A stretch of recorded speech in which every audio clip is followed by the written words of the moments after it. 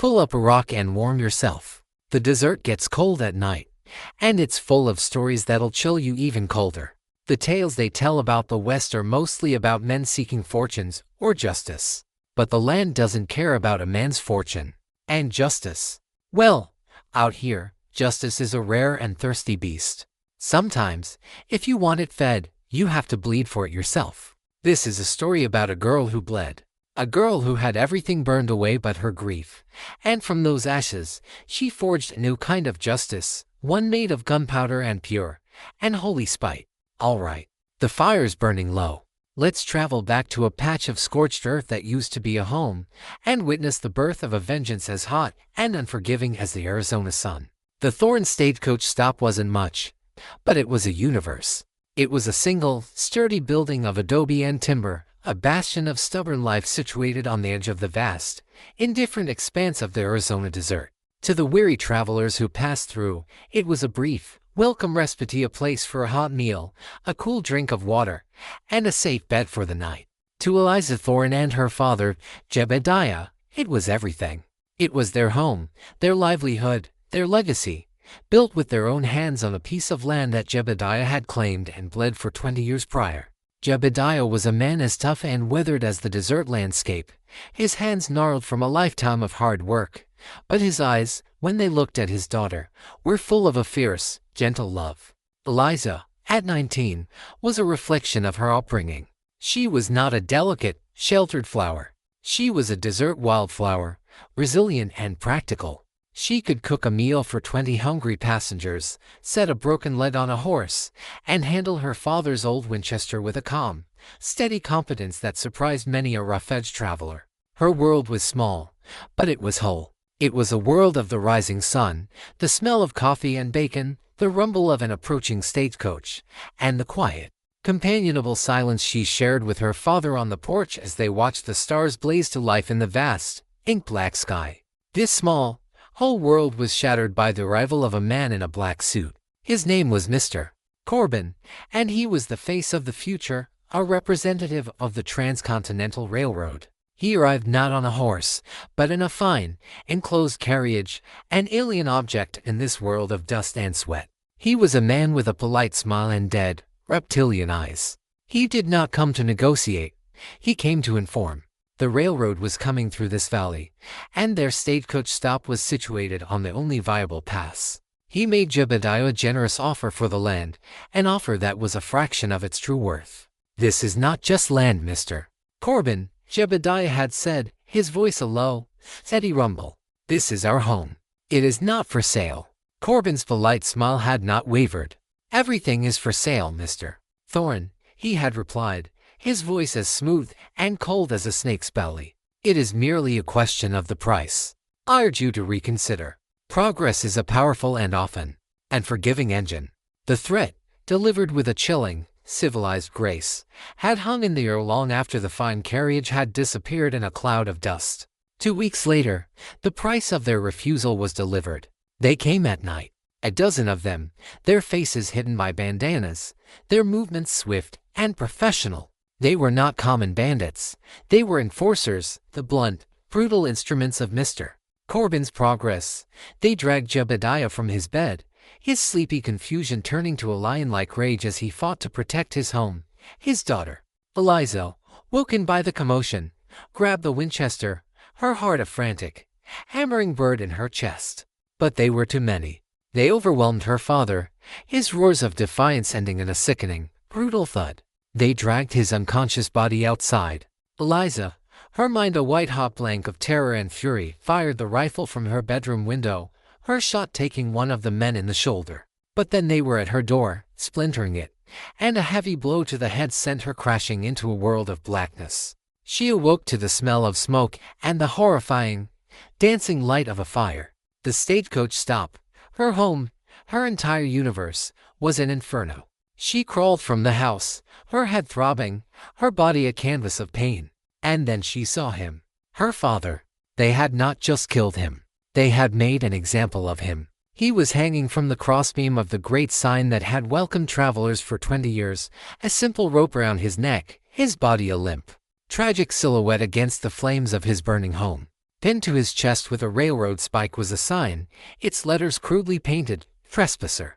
A sound escaped Eliz's throat, a sound that was not human, a raw, animal scream of grief and rage so profound it seemed to tear the very fabric of the night. She knelt in the dust, the heat of the fire on her face, the image of her father's desecrated body burning itself into her soul, and she wept until she had no tears left, leaving only the dry, hot, burning core of a hatred as pure and absolute as the desert sun. The next morning, a passing stagecoach found the smoldering, silent ruins of Jebediah Thorne. There was only the body, a grim warning to any who would stand in the way of the railroad. Of his daughter, Eliza, there was no sign. The sheriff from the nearest town, a man on the railroad's payroll, conducted a cursory investigation, ruling it a tragic accident and an attack by unknown persons. The townspeople whispered, some in fear, some in a quiet, shame-pity. They assumed the girl had either perished in the fire or had fled into the desert, to be claimed by the heat and the coyotes. For 3 days, there was nothing. The ruins of the Thorne stagecoach stop were a silent, smoking scar on the landscape. Then, on the 4th night, the war began.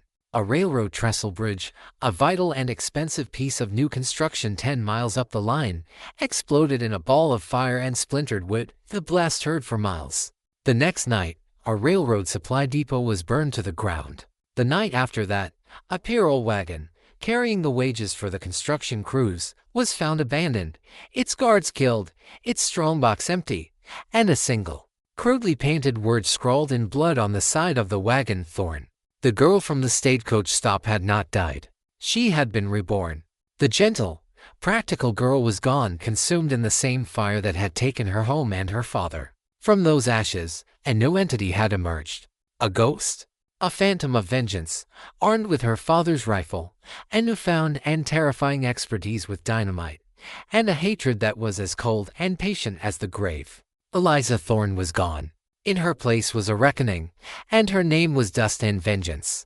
In the first, raw days following the destruction of her world, Eliza was not a hunter, she was a wounded animal. She had fled into the desert, her mind a numb, roaring void of grief and shock. She had stumbled through the canyons and the scrub, driven by a primal, instinctual need to simply put distance between herself and the smoking ruin of her life. She had collapsed in a small, hidden cave, her father's Winchester clutched in her arms, and had finally allowed the full, soul-shattering weight of her loss to crash down on her. It was in the crucible of that solitary grief that the girl she had been was burned away, and the woman she had to become was forged. The tears eventually ran dry, replaced by a cold, hard clarity. The world was not a place of safety and quiet joys, as she had believed. It was a place of predators and prey. Her father had been prey. She would be a predator. Her father, Jebediah, had been more than just an innkeeper. He had been a man with a past. Before settling down, he had been a prospector, a miner, and, for a brief, violent time, a soldier in the Mexican-American War. He had been an expert in blasting, a man who understood the awesome, destructive power of dynamite. He had taught his daughter not just how to shoot and cook, but how to handle the volatile sticks of desert salt, how to set a charge, how to calculate a fuse. It was a strange, dangerous skill for a young woman to possess, a piece of her father's hidden history. Now, it would become the cornerstone of her new life. She left her cave and began to move through the wilderness with a new, grim purpose. Her first targets were the isolated railroad survey camps. She would move like a phantom in the night, her face smudged with dirt and ash, a ghost in the moonlight. She did not attack the men. She attacked their work. She would steal not their money, but their dynamite, their blasting caps, their fuses. She would take their tools, their maps, their survey equipment. She was not just robbing them, she was disarming them, stealing the very instruments of the progress that had destroyed her. With each successful raid, her confidence grew. She learned the rhythms of the railroad crews, the schedules of their supply wagons, the locations of their depots. The desert, which should have been her enemy, became her greatest ally. She knew its secrets, its hidden water holes, its secret canyons, its forgotten trails. She could move through it and disappear into it at will. Her first major act of vengeance, the destruction of the Trestle Bridge, was a masterpiece of cold, calculated fury. She had spent 2 days scouting it, studying its structure, identifying its weakest points. She had planted her stolen dynamite charges with a surgeon's precision, setting the fuses with a watchmaker's timing. The resulting explosion was not just an act of sabotage, it was a statement. It was a declaration of war, a message to the faceless, powerful entity that was the Transcontinental Railroad, and to its polite, reptilian agent, Mr. Corbin. The destruction of the supply depot and the hijacking of the payroll wagon followed. Each attack was bolder, more audacious than the last. She became a legend, a ghost story told in frightened whispers around the railroad crew's campfires. They called her the ash-faced ghost, a vengeful spirit who struck from the darkness and left only destruction and the bloody, defiant signature of her family name in her wake. She was not just a saboteur, she was a symbol. She was the resistance, a one-woman army fighting a war against an implacable, corporate giant. The man tasked with hunting this ghost was a former Texas Ranger named Bartholomew Bart Logan. Logan was the head of the railroad security division, a man as hard and unyielding as the steel tracks he was paid to protect. He was a man of logic and order, a man who believed that every problem, no matter how chaotic, could be solved with enough force and a clear line of command. The idea of a single, phantom saboteur was an irritant, an anomaly that offended his sense of order. He arrived in the territory with a dozen of his best men, a private army of hardened, professional manhunters. He set up his headquarters in the nearest town, the very same town that had cast out Eliza, and he began his hunt. Logan was a master tracker, a man who could read the land almost as well as Eliza could. He found her tracks. He found the remnants of her cold camps. He began to piece together a picture of his quarry. He saw a skilled, intelligent, and ruthlessly efficient operator. But the evidence he found was confusing. The tracks were small, the stride short. The signs pointed not to a hardened outlaw or a renegade Apache, but to someone small, lightweight. Someone, he began to suspect with a dawning, incredulous sense of disbelief, like a woman. The hunt became a deadly, intricate chess game played out across hundreds of square miles of brutal desert terrain. Logan was the relentless, logical pursuer, the hound on the scent. Eliza was the cunning, unpredictable prey, the fox who knew every inch of her territory. She would lead him on long, fruitless chases, leaving false trails that ended in impassable box canyons. She would set small, non-lethal traps, a tripwire that triggered a rock slide, a deadfall that blocked a trail destined not to kill, but to frustrate, to delay, to wear down the morale of his men. It was during this time that she realized she needed a sanctuary, a base of operations where she could rest, resupply, and plan her next move. She found it in a place the locals called the Badlands, a chaotic maze of jagged mesas and winding, sunless canyons, a place so treacherous that not even the Apache would venture into it.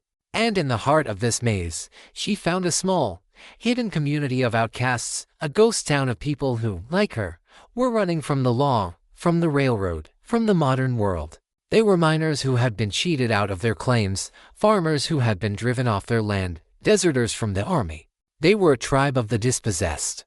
At first, they were suspicious of this strange, silent young woman with the haunted eyes and the deadly skill with a rifle. But they saw in her a reflection of their own defiant spirit. And when she shared the spoils of her payroll raid, not keeping a single dollar for herself, but using the money to buy them food, medicine, and ammunition, earned their fierce, unwavering loyalty. The ghost now had an army, a small, ragged army of outcasts, hidden in the heart of the Badlands. And Eliza Thorne, the grieving daughter, the vengeful phantom, was becoming something she had never imagined she could be. She was becoming a leader. The settlement hidden in the heart of the Badlands was not a town, it was a scar. It was a collection of shacks and dugouts, clinging to the walls of a hidden box canyon, a last, desperate refuge for the wreckage of the New West. Its inhabitants were the men and women who had been broken on the anvil of progress, a motley collection of disillusioned miners, foreclosed upon farmers, and a few army deserters who had grown sick of the government's brutal Indian policies.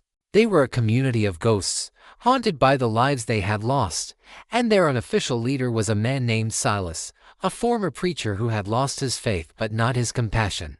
Aliz's arrival was met with suspicion. She was an outsider, a lone woman in a world of hard, broken men. But her currency gold from the railroad payroll, which she offered freely to buy supplies for the entire community, spoke a language they all understood. And her story, which she shared with Silas in the quiet of his shack, resonated with their own tales of loss and injustice at the hands of the powerful. The railroad, Silas had said, his voice a low, bitter rumble, is not an engine of progress. It is a serpent, and its head is in the east, but its fangs are here, in our homes, in our land. We are all just obstacles in its path. Eliza did not ask for their help in her war. She had come here seeking only a place to hide, to plan, to exist. But her actions had already spoken for her. She was not just another victim. She was fighting back. Her quiet, focused defiance was a spark in the tinderbox of their own long-suppressed rage. Her presence, and her growing legend, began to transform the settlement. The apathetic despair that had hung over the ghost town like a shroud began to lift, replaced by a new, dangerous sense of purpose. The men, who had been content to drink and gamble away their days, began to watch her. They saw her practicing with her rifle and her pistols, her skill a thing of quiet, deadly beauty. They saw her meticulously planning her raids, her mind as sharp and as dangerous as any weapon. She was not a blustering, charismatic leader. She led by example, by her sheer, unshakable competence. The turning point came when Bart Logan, the railroad's relentless manhunter, finally managed to track one of her supply runs back to the edge of the Badlands. He and his posse of a dozen riders were a formidable force, and they were preparing to enter the maze of canyons, to finally corner and crush the ash-faced ghost. The settlement's inhabitants were thrown into a panic. Their sanctuary was about to be violated. Their instinct was to scatter, to flee deeper into the wilderness. It was Eliza who stood before them, her voice calm and steady amidst their fear. "If we run, we will be hunted down, one by one," she said, her gray eyes sweeping across their anxious faces. "This is our home. This is the last piece of the world that is ours. We will not give it up without a fight. We will not fight them on their terms, in a pitched battle. We will fight them on our terms. On this ground. We will make these canyons their graveyard." Her courage was contagious. Silas, the old preacher, was the first to stand with her. "The Lord helps those who help themselves," he declared, picking up an old buffalo rifle. "And the Lord knows, we need all the help we can get." One by one, the others joined him. The ghost now had her army, a small, ragged, but fiercely determined band of forgotten men, fighting for the only thing they had left. What followed was not a battle, but a masterclass in guerrilla warfare. Eliza, using her intimate knowledge of the Badlands, turned the entire canyon system into a giant, deadly trap. She and her small army became the ghosts that Logan had been hunting. They used the terrain to their advantage, creating rock slides to block off passes, separating Logan's men into smaller, more vulnerable groups. They used their knowledge of the hidden trails to strike and then vanish, never engaging in a direct, prolonged fight. The Badlands became a psychological hell for Logan and his men. They were constantly on edge, their nerves frayed by the unseen enemy. A single shot would echo from the cliffs, and a man would fall. A rope, stretched across a narrow trail, would send their horses tumbling. They were being hunted, picked apart, their superior numbers and firepower rendered useless by their opponent's superior knowledge and cunning. The final confrontation of this small, vicious war happened in a narrow, winding canyon known as Banshee's Wail, so named for the sound the wind made as it passed through the rocks. Eliza had lured Logan and his 5 remaining men into a perfect ambush. Her own fighters were positioned high in the rocks on either side. Logan, a man of logic and order, finally realized he had been utterly and completely outmaneuvered. He was trapped. "Come out and face me, you coward," he roared, his voice echoing in the canyon, his frustration and humiliation boiling over. Eliza's voice came from the rocks above, calm and clear. "I am not the coward, Mr. Logan. The coward is the man who works for a company that hangs unarmed farmers and calls it progress. You are a dog on a leash, and your master is 1,000 miles away, in a warm, comfortable office. This is not your fight. I have a job to do," he yelled back. "Then you will die for it," she replied. She gave the signal. Her small army opened up, their crossfire turning the canyon floor into a death trap. Logan and his men fought back with a professional's desperate courage, but they were hopelessly outmatched. In the end, only Logan was left, wounded, his gun empty, backed against a canyon wall. Eliza descended from the rocks, her Winchester held at the ready. She walked toward him, the ghost finally revealing herself to the hunter. Logan stared at her, at this young, soot-stained woman who had so brilliantly defeated him. Who are you?" he gasped. "I am the daughter of Jebediah Thorne," she said, her voice as cold and hard as the rock around them. "And this is his land." She did not kill him. Killing him was not the point. She took his gun, his horse, and his pride. "Walk back to your masters," she told him. "Walk back and tell them what you found here. Tell them the ghosts of the people they have wronged are waiting for them. And tell them the price of this land has just gone up." She left him there, a defeated, humiliated man, to make the long, lonely walk of shame back to civilization. She had won a major victory. She had defeated the railroad's best man. She had secured her sanctuary. But in doing so, she had also escalated the war. She knew that the serpent, its fangs now blunted, would have no choice but to finally show its head. Mr. Corbin, and the power he represented, would now have to deal with her directly. The humiliating defeat and retreat of Bart Logan was a seismic event that the Transcontinental Railroad could not ignore. The reports that filtered back east were of a full-scale, organized insurrection in the Arizona Territory, led by a mysterious, phantom-like figure. Shipments were being destroyed, bridges were being blown, and their top security man had been utterly and completely vanquished. The railroad's carefully planned, brutally efficient conquest was grinding to a halt, costing them a fortune with each passing day. Mr. Corbin, the polite, reptilian face of the railroad's ambitions, was summoned back to Philadelphia to answer to the board of directors. He returned to the West a different man. The mask of civilized negotiation was gone, replaced by a cold, pragmatic fury. His new orders were simple and absolute: crush the rebellion, secure the pass, and eliminate its leader, by any means necessary. Corbin, however, was a snake, not a wolf. His preferred weapons were not guns, but money and betrayal. He knew that a direct, military-style assault on the Badlands fortress would be costly and uncertain. He decided to try a more insidious approach first. He would try to buy the ghost he could not catch. He sent a message into the Badlands, carried by a captured prospector under a white flag. The message was an offer, addressed to the leader of the Thorne resistance. Mr. Corbin, on behalf of the Transcontinental Railroad, was prepared to negotiate a peaceful and mutually profitable resolution. He proposed a meeting. Neutral ground. No weapons. Just two leaders, discussing the future. Inside the ghost town, the offer was met with deep suspicion.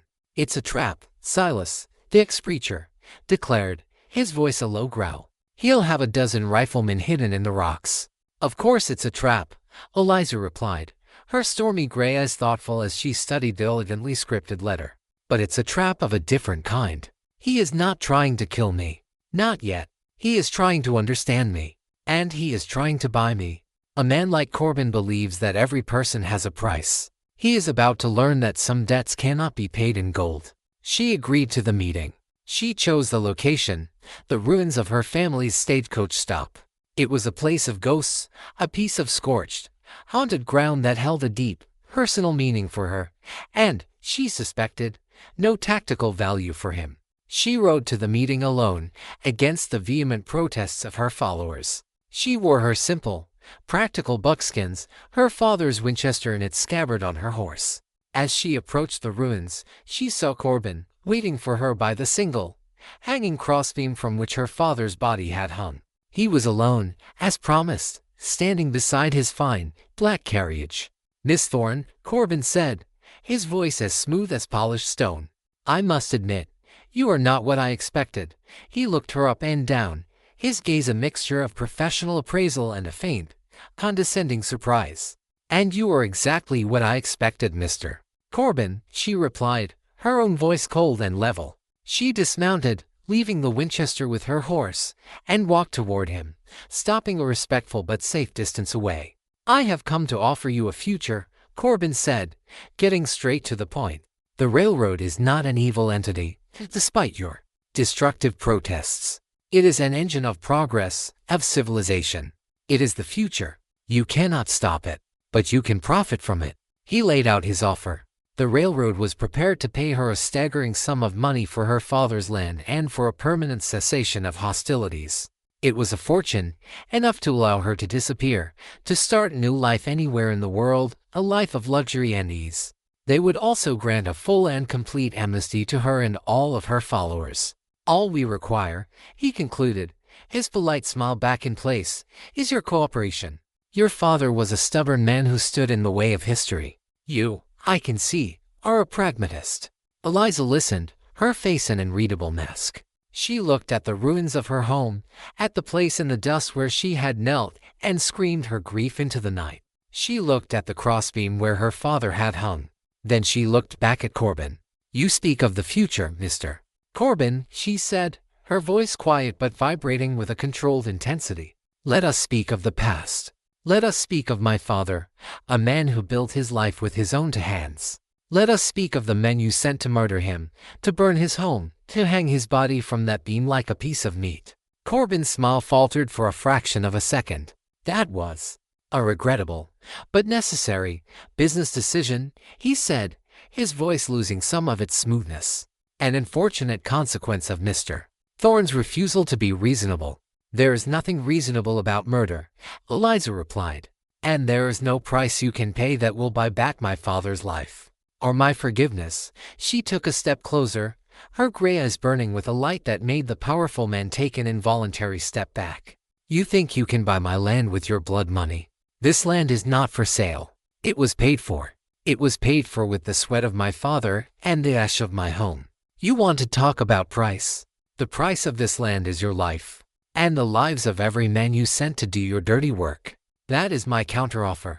Corbin stared at her, his composure finally shattering, replaced by a look of cold, reptilian fury. He had miscalculated. This was not a pragmatist he could buy. This was an ideologue, a fanatic, a creature of pure and bending vengeance. You are a fool, girl, he hissed, his voice a low, venomous whisper. You have just signed your own death warrant, and the death warrant of every pathetic soul hiding in those hills. He turned on his heel, climbed into his fine carriage, and rode away, leaving Eliza alone in the ruins of her past. The time for negotiation was over. The serpent had made its offer, and it had been rejected. Now, it would have no choice but to strike, with all the venom and force at its command. The final, bloody war for the soul of the territory was about to begin. Corbin's retreat from the failed negotiation was the signal for the final, brutal phase of the conflict. He had failed to buy or intimidate his enemy. Now he would simply annihilate her. He returned to the territorial capital and used the railroad's immense political influence and financial power to unleash a new kind of army. He hired a small, private military force, a company of 100 ruthless mercenaries, many of them ex-soldiers from the Indian Wars. Men who were skilled in the art of extermination and had no moral qualms about their work. This force was led by a man who was the dark mirror of Eliza's own competence, a disgraced former army major named Gideon Clay, a brilliant but utterly immoral tactician. The war for the territory began in earnest. Clay's strategy was not to engage in a direct assault on the Badlands, which he knew would be costly. Instead, he initiated a campaign of scorched earth, a war of attrition designed to strangle the rebellion. His first and most critical target was water. The Badlands, for all their treacherous terrain, were sustained by a single, secret water source, a series of underground springs that fed a hidden, year-round creek in the heart of the canyons. It was this water that allowed the ghost town community to survive. Eliza knew this was her greatest vulnerability. Clay's mercenaries, using their superior numbers and military discipline, began a systematic sweep of the territory. They were not looking for Eliz's army. They were looking for their lifeblood. They established a series of fortified outposts, creating a tightening noose around the Badlands, cutting off all access to outside supplies and, more importantly, searching for the source of the water.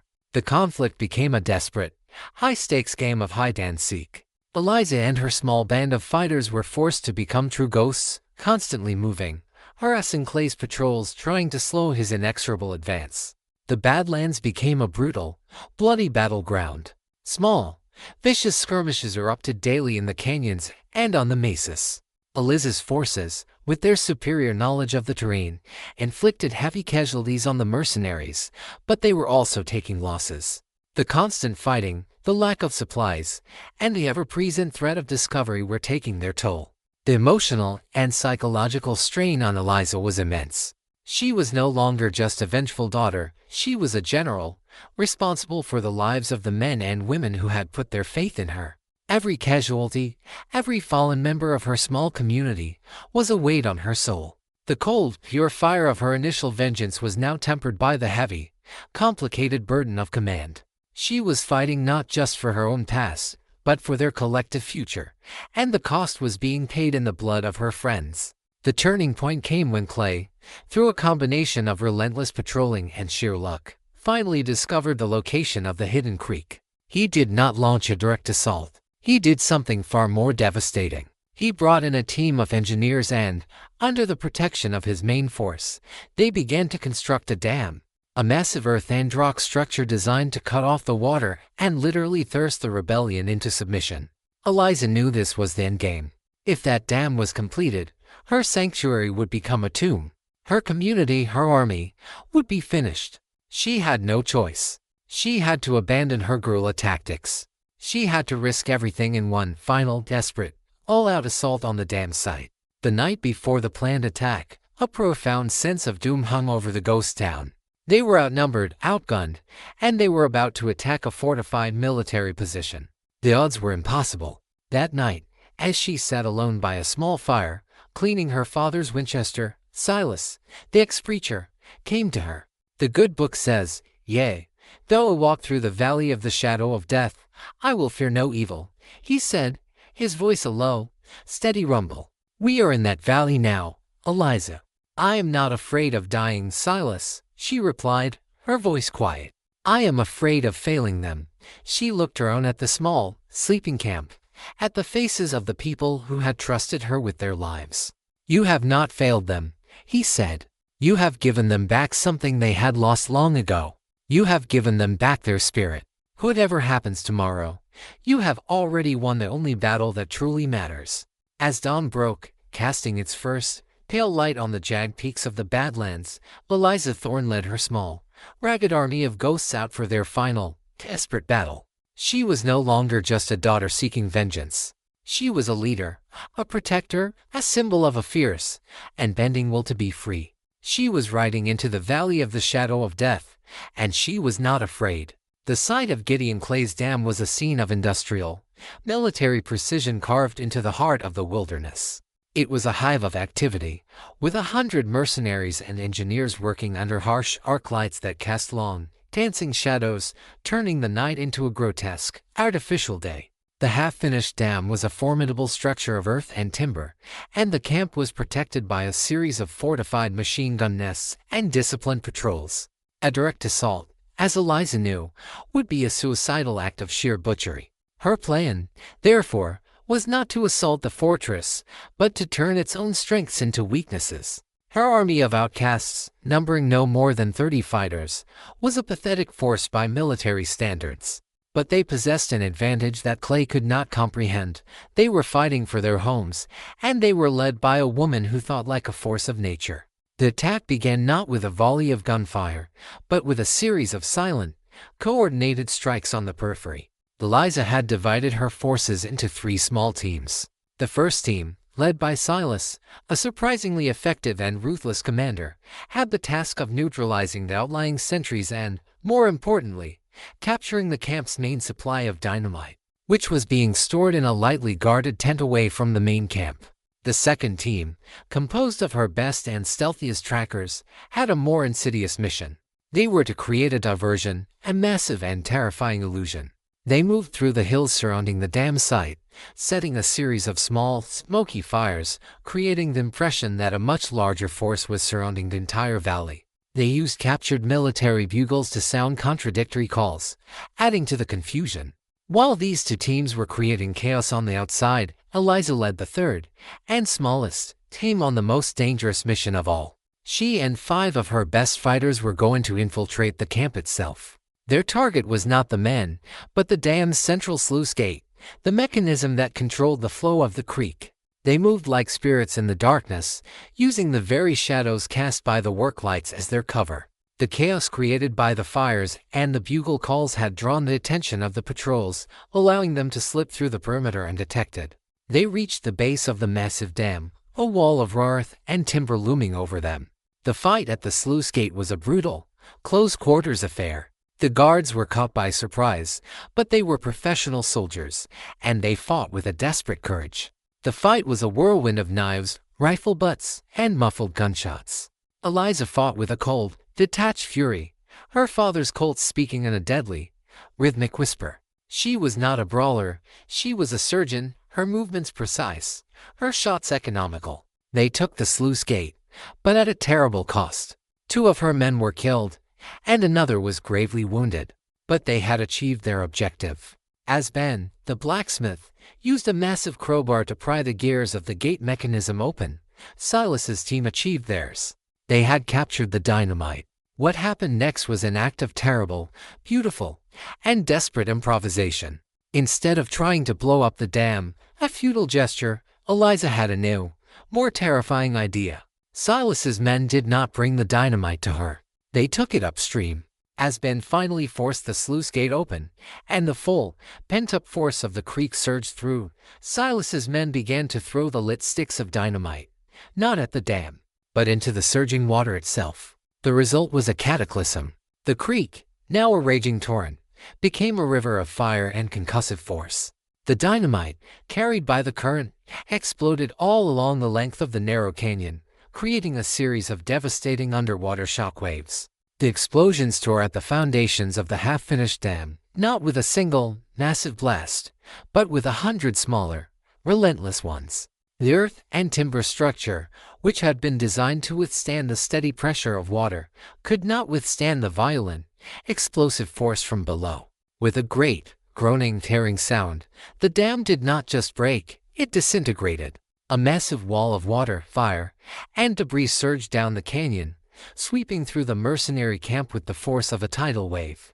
Tents, equipment, and men were swept away in the deluge. Gideon Clay, who had been directing the defense from a command post on a small rise, watched in stunned disbelief as his entire operation was literally washed away in a river of fire of his own making. He saw Eliza and her surviving fighters retreating up the canyon walls, their small, ragged band having defeated his army not with superior firepower, but with a superior, and far more savage, imagination. The battle was over. The rebellion had won an impossible victory. But as Eliza stood on the ridge, looking down at the devastation, at the bodies of her own fallen friends, she felt no triumph. She had saved her people, but she had been forced to unleash a hurricane of her own, a force of destruction as terrible as the one she had set out to defeat. The victory tasted of ash and bitter, iron-laced water. The catastrophic destruction of the dam and the decimation of Gideon Clay's mercenary force sent a shockwave all the way back to the plush, wood-paneled boardrooms of the Transcontinental Railroad in Philadelphia. The reports were a litany of disaster, millions of dollars of equipment lost, 100 trained men killed or deserted, and the project's timeline shattered. The Thorn resistance had proven to be not a minor annoyance, but a brilliant, implacable, and terrifyingly effective enemy. The railroad, a corporate entity that measured everything in profit and loss, made a cold, pragmatic business decision. The Arizona Pass was no longer a viable investment. It was a bleeding wound on their balance sheets. Mr. Corbin was summoned to the camp of the disgraced and half-mad Major Clay. He arrived in his fine carriage to a scene of utter ruin. The valley was a flooded, debris-strewn swamp, and the surviving mercenaries were a mutinous, shell-shocked mob. Corbin's orders for Clay were simple and brutal. The railroad was pulling out. The company was officially disavowing all knowledge of his operation. He and his men were to be cut loose, their contracts terminated. They were a failed experiment, an embarrassment to be swept under the rug. Corbin then, in a final act of self-preservation, played his last card. He sent another message, under a white flag, to Eliza.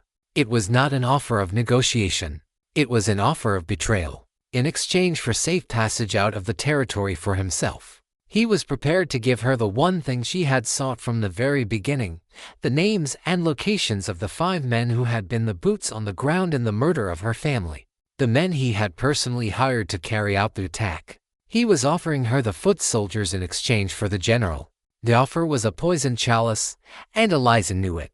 It was a test of the very nature of her quest. Was she a revolutionary, fighting for the freedom of a community? Or was she, at her core, still just a vengeful daughter, obsessed with the ghosts of her own past? She met with her council, the small group of survivors who now looked to her as their undisputed leader. The debate was fierce. Some, like Silas, argued for justice. "We have won," he said. "Let him go. Our fight is for the future, not for the past. Let the law handle the killers." Others, men who had lost brothers and sons in the fighting, argued for blood. "An eye for an eye," one grizzled miner spat. "He's offering us the heads of the men who started this. We should take them." Eliza listened, her face a thoughtful and readable mask. She was torn. The part of her that was still the grieving girl from the ruins of the stagecoach stop screamed for the personal, bloody satisfaction of hunting down the men who had held her father down, who had laughed as they lit the torches. But the part of her that was the leader, the general, the woman who had sent her own friends to their deaths for a greater cause, saw the bigger picture. Corbin was the true serpent. The 5 thugs were just his fangs.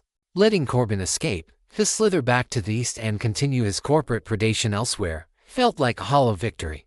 But she also knew that her people, her small, battered army of ghosts, were exhausted. They had paid a terrible price for their victory. They did not have the strength or the will for another protracted hunt, another war. They had won their home. Now they needed to heal. She made her decision. It was the decision of a leader, not an avenger. She would accept Corbin's deal, but on her own terms. She met Corbin one last time, in the same place they had met before, at the ruins of her home. "I will grant you safe passage," she told the smug, relieved railroad man. "But my price is not just the names. My price is the truth. You will sign a full, legally binding confession, detailing the railroad's entire conspiracy, from the murder of my father to the hiring of Major Clay. You will name every name, from the boardroom in Philadelphia to the thugs you hired. This confession will be sent to every major newspaper in the country. I will not just have your hired killers. I will have your company's reputation. I will destroy the serpent's nest, not just its fangs." Corbin, trapped and with no other choice, agreed. He signed the confession, his elegant signature a final act of self-serving betrayal. Eliza, in return, gave him the names and locations of the 5 killers, their fates now sealed. She gave the list not to her own militia, but to Bart Logan, the disgraced railroad security chief, whom her scouts had found living in a drunken, self-pitying stupor in a nearby town. She offered him a chance at redemption. "You are a man of the law, Mr. Logan," she told him. "Or you used to be. Here is a chance to be one again. Hunt these men down. Bring them to justice. Not my justice. The law's." Logan, his eyes finding a flicker of his old, professional pride, took the list. Eliza had made her choice. She had sacrificed her personal, bloody vengeance for a larger, more lasting form of justice. She had chosen the future of her community over the ghosts of her past. She let the serpent slither away, but not before she had pulled all of its fangs and exposed its poison to the world. Bart Logan took the list from Eliza's hand, the paper feeling as heavy as a tombstone. For weeks, he had been a ghost himself, a man adrift in a sea of whiskey and self-loathing. He had been defeated, humiliated, his professional pride shattered. He had been a tool of a corrupt system, and the realization had left him hollowed out. Eliza's offer was not just a job, it was a lifeline, a chance to reclaim the part of himself he thought he had lost forever, part that still believed in the simple, hard line between right and wrong. His hunt for the 5 killers was not a quest for vengeance, it was an act of penance. He was no longer the railroad's man. He was justice's man. He pinned on the old, tarnished Texas Ranger star he had kept at the bottom of his saddlebag, and he rode out, a solitary, grim-faced hunter with a new and righteous purpose.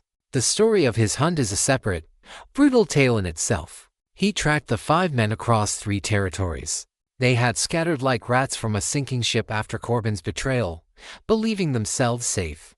Logan, with his relentless, logical mind and his deep, institutional knowledge of the outlaw world, was the perfect instrument for this task. He found the first, a man named Cale, working as a faro dealer in a smoky Denver gambling den. The confrontation was short, bloody, and ended with Cale dead on the sawdust floor. He tracked the second and third, two brothers named Jessup, to a remote cabin in the Wyoming mountains. They tried to ambush him. Logan, the master tactician, turned their ambush into a death trap. He found the fourth, a man named Pike, hiding in plain sight as a deputy in a corrupt, railroad-owned mining town. The shootout on the town's main street was a classic, brutal Western duel that left Pike dead and the town's corrupt sheriff in chains. The final name on the list was the man who had actually led the raid on the Thorne homestead, a vicious, intelligent killer named Silas Croft, same name as the ex-preacher. A bitter, cosmic irony. Croft was the hardest to find. He had vanished. Logan's trail eventually led him to San Francisco, to the teeming, lawless warrens of the Barbary Coast. He found Croft not as a gunslinger, but as the owner of a prosperous, if illicit, shipping concern, the man who had laundered his blood money into a semblance of respectability. The final confrontation did not happen in a dusty street, but in a lavishly appointed office overlooking the foggy bay. It was a battle not just of guns, but of wills. Croft, like Corbin, tried to buy him, offering him a fortune to simply walk away. "We are two of a kind, Logan," Croft had said, his voice a smooth, confident purr. "Pragmatists. The past is the past. Why die for a dead girl's memory?" "Because," Logan had replied, his hand hovering over his pistol, his eyes as cold and gray as the San Francisco fog, "some of us still believe that the past has a price. And your bill has just come due." The ensuing gunfight was a blur of motion, a chaotic explosion of violence in the confined space that left Croft dead behind his mahogany desk, his illusion of respectability shattered by the hard, simple reality of a ranger's bullet. Logan returned to the Arizona Territory a changed man. He was older, wearier, but the haunted, hollow look in his eyes was gone, replaced by a quiet, steady sense of purpose. He had not just brought 5 killers to justice, he had reclaimed his own soul. He rode not to Eliz's ghost town, but to the territorial capital, where he laid the 5 death certificates, along with Corbin's signed confession and his own detailed report, on the desk of the governor. The Thorne conspiracy, as the newspapers began to call it, exploded into a national scandal. The power of the Transcontinental Railroad was shaken, its reputation tarnished, its corrupt executives forced to resign. The serpent had not just been defanged, it had been mortally wounded. The weight of the badge had, in the end, proven to be heavier than the weight of gold. While Bart Logan was on his righteous, bloody quest, Eliza was engaged in a different, and in many ways, more difficult, battle. She was trying to build a future on a foundation of ash and bone. The ghost town in the Badlands, once a temporary sanctuary, was now a home. The disparate group of outcasts, forged into a community by the fires of their shared struggle, decided to stay. They were no longer running from the world, they were building a new one, on their own terms. The process was slow and arduous. They were a community of ghosts, each haunted by their own pasts, each carrying their own scars. There were tensions, old prejudices that died hard. The miners and the farmers still argued over water rights. The ex-soldiers still harbored a deep distrust of authority. Eliza was the glue that held them together. She was no longer a general, she was a leader, a mediator, a judge.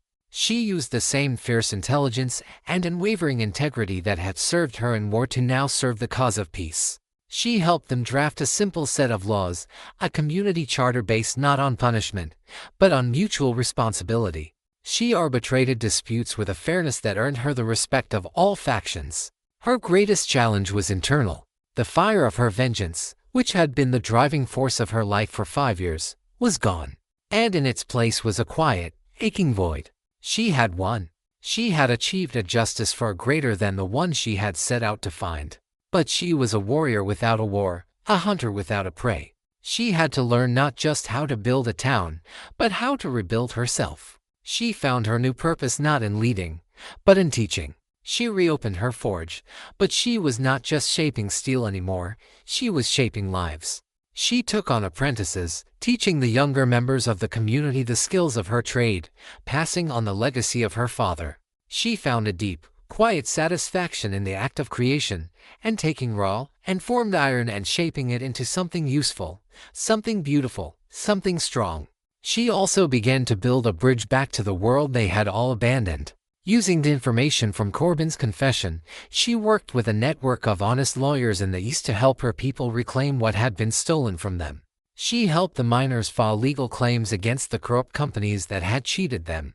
She helped the farmers secure the legal deeds to the lands from which they had been driven. She was not just building a new community, she was fighting for justice for the old one, using the law, the white man's weapon, with the same strategic brilliance she had once used with dynamite and rifles. The ghost town, which the outside world had written off as a haven for criminals and renegades, slowly began to earn a new reputation. It became known as Thorn's Refuge, a place of second chances, a community built on the radical idea that a person's past did not have to define their future. It was a slow, difficult, and often thankless task. But as Eliza watched the first real school being built, as she saw the first new crops being planted in the irrigated fields, as she heard the sound of children's laughter echoing in the canyons that had once echoed with gunfire, she knew she had found something she had never expected to find. She had set out to find vengeance. She had, instead, found a home. Years passed. The raw, violent story of the Thorn resistance slowly faded into the realm of legend, a campfire tale told to a new generation that had been born into a world of peace and hard-won prosperity. The settlement in the Badlands, Thorn's Refuge, had thrived. It was a small, independent, and fiercely proud community, a testament to the resilience of the human spirit. Eliza McAllister, the woman they still called the Iron Rose, was the heart of that community. She was no longer a young woman, but a woman in her prime, her face lined with the wisdom of her hard-won experience, her stormy gray eyes now holding not the fire of vengeance, but the warm, steady glow of a deep, inner peace. She was the town's judge, its teacher, its blacksmith, its soul. One day, a lone rider appeared on the horizon. It was a familiar figure, older, grayer, but sitting his horse with the same straight-backed integrity. It was Bart Logan.